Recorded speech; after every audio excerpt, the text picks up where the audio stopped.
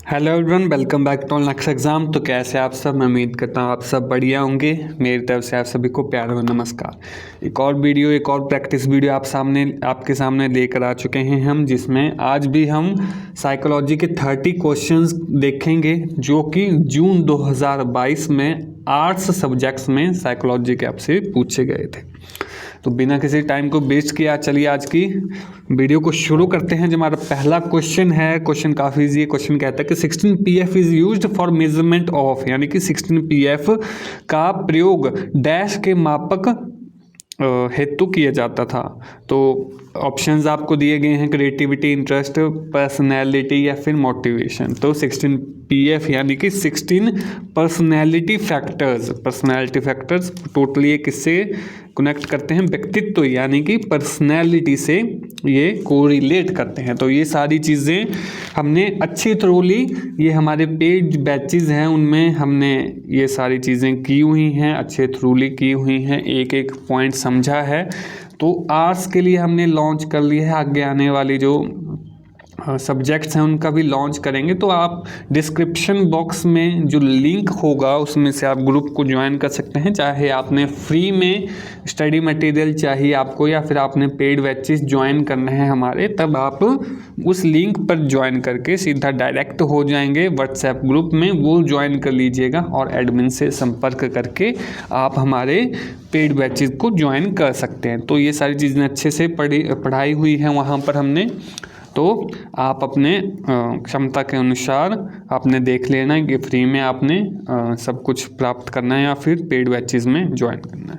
तो चलिए जी वापस वीडियो पर आते हैं। हमारा सेकंड क्वेश्चन कुछ इस तरीके से है, हु डेवलप्ड TAT यानी थीमेटिक एप्रिसिएशन टेस्ट, प्रासंगिक अंतोवर्ध परीक्षण यानी थीमेटिक एप्रिसिएशन टेस्ट का निर्माण किसने किया था? मुर्रे, मॉर्गन, एडवर्ड या मुर्रे एंड मॉर्गन? तो उसका राइट आंसर मुर्रे और मॉर्गन दोनों हो जाएगा। ऑप्शन नंबर डी इसका राइट आंसर हो जाएगा, मुर्रे एंड मॉर्गन। अगले क्वेश्चन की तरफ चलेंगे हम। अगला क्वेश्चन हमारे पास कुछ इस तरीके से है। क्वेश्चन कहता है The capability of understanding and discriminating the feelings and emotions of oneself and other is called, यानी कि स्वयं एवं दूसरों की अनुभूतियों एवं भावों को देखने, समझने व उनमें विभेदन करने की योग्यता को क्या कहलाते हैं? क्या कहते हैं उसे? व्यावहारिक बुद्धि यानी कि प्रैक्टिकल इंटेलिजेंस आ जाएगा, सांवेगिक बुद्धि यानी इमोशनल इंटेलिजेंस, आध्यात्मिक बुद्धि यानी कि स्पिरिचुअल इंटेलिजेंस, या फिर इनमें से कोई नहीं। तो इसका राइट आंसर इमोशन से कनेक्ट होगा, इमोशनल इंटेलिजेंस, ये राइट आंसर इसका आ जाएगा। अगले क्वेश्चन की तरफ चलेंगे। ड्राइव थ्योरी किससे रिलेटेड है? आपकी चालक सिद्धांत यानी ड्राइव थ्योरी किससे रिलेटेड है? ये आपकी मोटिवेशन से रिलेटेड है, अभिप्रेरणा से। तो कौन सा ऑप्शन? ऑप्शन नंबर सी इसके राइट आंसर हो जाएगा। अगले क्वेश्चन की तरफ चलेंगे। सबसे इजी क्वेश्चन है, which is the factor importance in human development? मानव विकास में कौन सा कारक महत्वपूर्ण है आपका? हेरिडिटी, एनवायरनमेंट, या ये दोनों, या इनमें से कोई नहीं? तो option number C heredity, environment दोनों ही, आनुवंशिकता एवं पर्यावरण दोनों ही इंपॉर्टेंट फैक्टर्स होते हैं ह्यूमन डेवलपमेंट के लिए। अगले क्वेश्चन की तरफ चलेंगे। अगला क्वेश्चन है, mental structure that guides social and other cognition is called, यानी कि एक मानसिक संरचना जो सामाजिक तथा अन्य संज्ञान को निर्देशित करती है, वो क्या है आपकी? इंप्रेशन है, प्रेजुडाइस है, आपका स्कीमा है, या फिर नन ऑफ दीज है? छवि, पूर्वाग्रह, स्कीमा, या फिर इनमें से कोई नहीं? तो इसका राइट आंसर स्कीमा। कौन सा ऑप्शन? ऑप्शन नंबर सी इसका राइट आंसर हो जाएगा। अगला क्वेश्चन है, pre judgement usually in negative attitude that is unverified is called, यानी कि सामान्यतः नकारात्मक अभिवृत्ति वाला पूर्व निर्णय जो असत्यापित होता है वह क्या कहलाता है? तो wrong judgement, negative judgement, prejudice जो हमने पहले पढ़ा था, पूर्वाग्रह, या फिर नन ऑफ दीज? तो इसमें पूर्वाग्रह ऑप्शन नंबर सी इसमें राइट आंसर हो जाएगा। अगले क्वेश्चन की तरफ चलेंगे। अगला क्वेश्चन कुछ इस तरीके से, question 8, which of the following method helps to study children with special needs, यानी कि निम्नलिखित में से कौन सी विधि जो है वो विशेष योग्यता यानी आवश्यकताओं वाले बच्चों के अध्ययन में सहायक है। इंट्रोसेप्शन है आपका, इंटरव्यू, एक्सपेरिमेंटल या फिर केस स्टडी। तो केस स्टडी आपका राइट आंसर हो जाएगा। व्यक्ति अध्ययन, option number D is the correct answer. अगले क्वेश्चन की तरफ चलेंगे। Child tendency to response similarly to stimuli that are similar to conditioned stimulus is, यानी कि बालक की अनुबंधित उद्दीपक के समान अन्य उद्दीपकों के प्रति समान अनुक्रिया की प्रवृत्ति है। क्या है? रेडीनेस है, एक्विजिशन है, जनरलाइजेशन है, डिस्क्रिमिनेशन है। तो इसका जो राइट आंसर हो जाएगा, इसका right answer option number C, generalisation यानी सामान्यीकरण, इसका राइट आंसर हो जाएगा। अगला आंसर भी काफ़ी इजी है। क्वेश्चन कहता है आईक्यू का फॉर्मूला पूछा है, यानी बुद्धि लब्धि निकालने का सही फॉर्मूला क्या है। तो mechanical age mental age divide by chronological age multiply 100, यानी कि मानसिक आयु उसको भाग करेंगे वास्तविक आयु गुणा 100। ऑप्शन नंबर 20 का करेक्ट आंसर हो जाएगा। नेक्स्ट क्वेश्चन की तरफ चलेंगे। Students of disadvantage group should be taught along with the normal student. तो ये क्या इम्प्लाई करता है? Special education, integrated education, exclusive education यानी या फिर इंक्लूसिव एजुकेशन।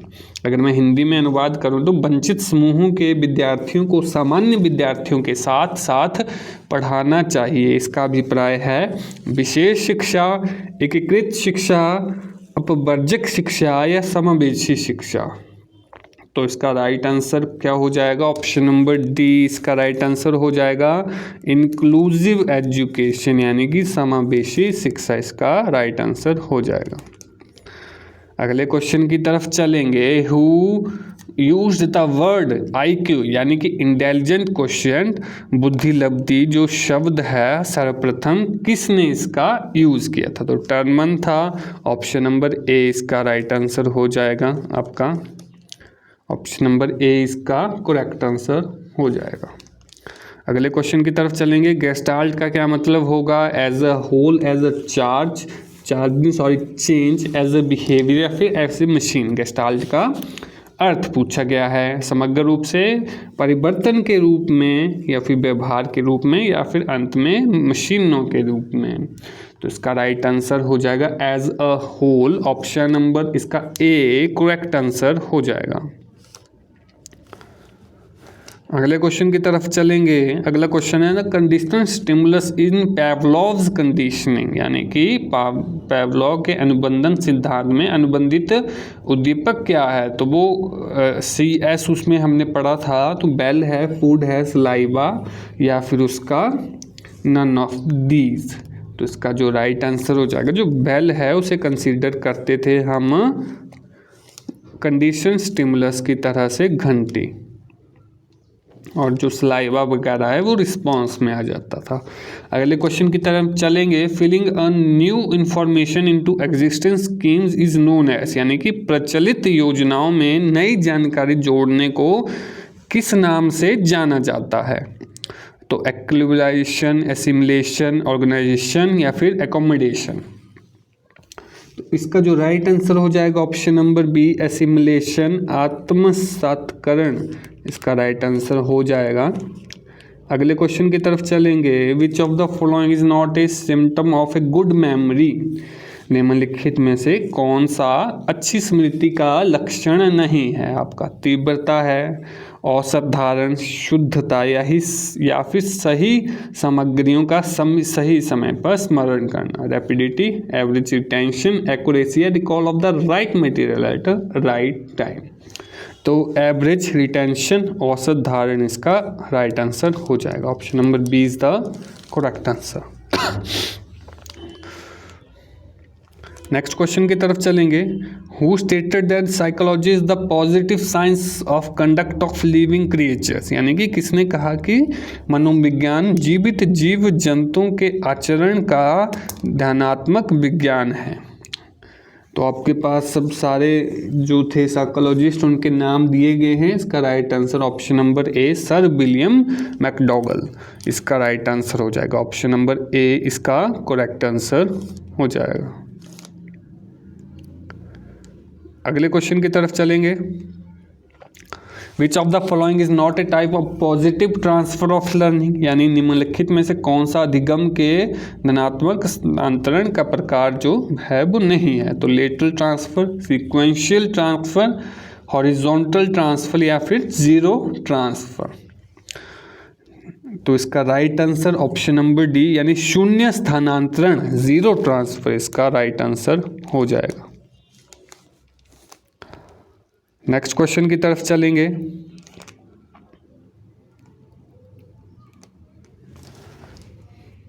अगला क्वेश्चन है हमारे पास, which of the following is not a type of psychophysical method of study of educational psychology, यानी निम्नलिखित में से कौन सी शिक्षा मनोविज्ञान के अध्ययन की मनोभौतिकीय विधि जो है वो नहीं है। ऑप्शन है हमारे पास आपके the method of minimal changes और मेथड ऑफ लिमिटेशन, या फिर the method of constant stimuli, the method of average और मीन एरर, या फिर the method of modifying the individual attitude. Hindi में बात करूं तो न्यूनतम परिवर्तन की विधि अथवा सीमा की विधि, स्थिर उद्दीपक की विधि, औसत अथवा माध्य त्रुटि की विधि, या व्यक्तिगत अभिवृत्ति को संशोधित करने की विधि। तो इसका जो राइट आंसर हो जाएगा option number D the method of modifying the individual attitude, व्यक्तिगत अभिवृत्ति को संशोधित करने की विधि इसका राइट आंसर कहलाएगा। आगे चलेंगे। इलेक्ट्रा कॉम्प्लेक्स किसके द्वारा प्रपोज्ड किया गया था? कार्ल यूंग, स्किनर, एनजाइक या फिर इनमें सारे। तो right answer option number A Carl Jung इसका राइट आंसर हो जाएगा। आगे चलेंगे। Which of the following is the most essential component of experimental method, यानी निम्न में से कौन सा प्रयोगात्मक विधि का सर्वाधिक आवश्यक अव्यय है। तो इसका right answer option number C controlled conditions, यानी नियंत्रित परिस्थितियां इसका राइट आंसर हो जाएगा। Which method is not a projective method for personality measurement, व्यक्तित्व परीक्षण में इनमें से कौन सा प्रक्षेपी विधि जो है वो नहीं है। तो TAT, Rorschach, ink blot test, आपका क्वेश्चनेयर या फिर सेंटेंस कंप्लीशन टेस्ट। तो इसका right answer option number C प्रश्नावली यानी कि क्वेश्चनेयर इसका राइट आंसर हो जाएगा। आगे पूछा है व्यक्तित्व का द्विकारक सिद्धांत किसने दिया, यानी who propagated two factor theory of personality. तो अपॉट, कैटल, आपका स्पीयरमैन और आइंजैक। इसका जो right answer Spearman option number C इसका करेक्ट आंसर हो जाएगा। आगे चलेंगे। Which of these is not a type of long term memory, इनमें से कौन सा दीर्घकालिक स्मृति का प्रकार जो है वो नहीं है। तो आपका declarative memory, working memory, episodic memory या सिमेटिक मेमोरी। तो working memory option number B इसका आपका राइट आंसर हो जाएगा। कार्यकारी स्मृति 24 का option number B is the correct answer. Next question है we have who developed psychoanalysis, यानी मनोविश्लेषणवाद की विकास जो है वो किसने किया था। जॉन वी वॉटसन, वाइने ने, आपका सिगमंड फ्राइड या कार्ल रॉजर्स। उसका right answer Sigmund Freud option number C इसका करेक्ट आंसर हो जाएगा। Next we have who propounded the theory of trial and error, trial and error यानी प्रयत्न और त्रुटि की विधि का सिद्धांत किसने प्रतिपादित किया था। स्किनर, गेस्टाल्ट, पावलोव या थॉर्नडाइक। तो इसका right answer option number D Thorndike हो जाएगा। आगे चलेंगे। Which one of these is first phase of creative thinking, सृजनात्मक चिंतन का प्रथम महत्वपूर्ण चरण क्या है। इसका राइट आंसर प्रिपरेशन यानी कि तैयारी, इसका राइट आंसर हो जाएगा। नेक्स्ट क्वेश्चन बी है which one of the following is an emotion, निम्नलिखित में से कौन सा एक संवेग है। मेमोरी, फियर, अटेंशन या फिर स्टिमुलस। तो फियर जो है, जो डर है, उस वो इमोशंस में आएगा आपका। तो ऑप्शन नंबर बी इसका करेक्ट आंसर हो जाएगा। Next question, which of the following can be considered as contribution of Kohlberg theory, यानी कि कोहलबर्ग के सिद्धांत के योगदान के रूप में निम्नलिखित में से किसे माना गया है। हिज थ्योरी है supported and associated between cognitive maturity and moral maturity, यानी कि उसके सिद्धांत ने संज्ञानात्मक परिपक्वता और नैतिक परिपक्वता के बीच एक संबंध का समर्थन किया है। नेक्स्ट है the theory has elaborate test procedure, यानी इस सिद्धांत में विस्तृत परीक्षण प्रक्रियाएं हैं। It establishing new relationship between moral reasoning and action, यानी कि यह नैतिक तर्क और कार्यवाही के बीच एक स्पष्ट संबंध स्थापित करता है। या फिर his belief is the children are moral philosophers, उनका विश्वास है कि बच्चे नैतिक दार्शनिक हैं।